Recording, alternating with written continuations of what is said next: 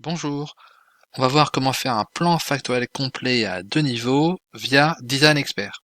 On va, pour ce faire, utiliser les données qui sont ici correspondant à un plan d'expérience d'extraction d'huile. On aura besoin pour la création de ce plan de définir les facteurs, donc là A, B, C et D, les valeurs possibles pour chaque facteur, le nombre de mesures et leur nature. Commençons donc en allant sur Fichier, Nouveau design. Là, je vais réutiliser les informations précédentes et j'arrive sur la page de création des plans.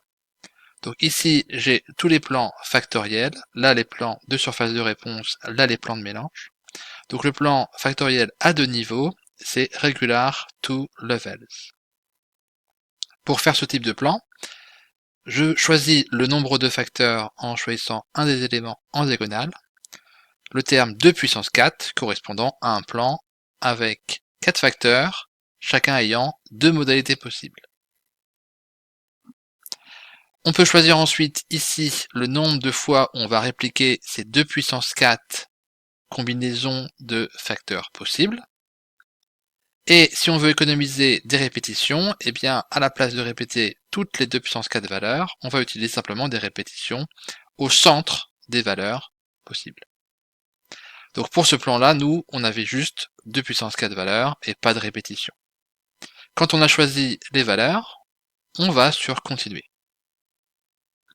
Ici, on doit rentrer les noms des facteurs, ici, leur nature, si elle est quantitative ou qualitative, et les valeurs. Par défaut, low est à -1, high est à +1. Là, ils sont remplis avec les noms et les valeurs possibles de mes facteurs correspondant à l'expérience d'extraction. Une fois que j'ai saisi les valeurs des facteurs et leur nom et leur nature, je vais en bas sur Continuer pour aller à la dernière phase de création du plan correspondant au choix du nombre de réponses et en définissant le nom de chacune des réponses.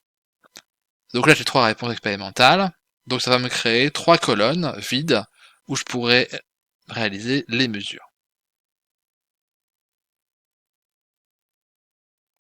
Une fois ces valeurs sélectionnées, eh bien on arrive sur le plan complet généré.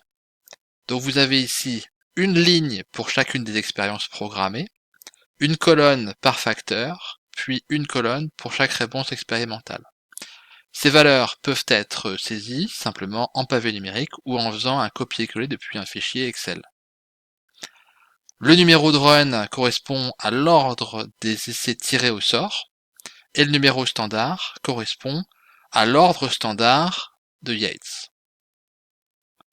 Donc voilà comment on fait un plan factoriel complet à deux niveaux sur Design Expert. On verra bientôt comment on fait le traitement des résultats et comment on place un modèle des effets sur ce type de valeur. Merci d'avoir suivi cette vidéo.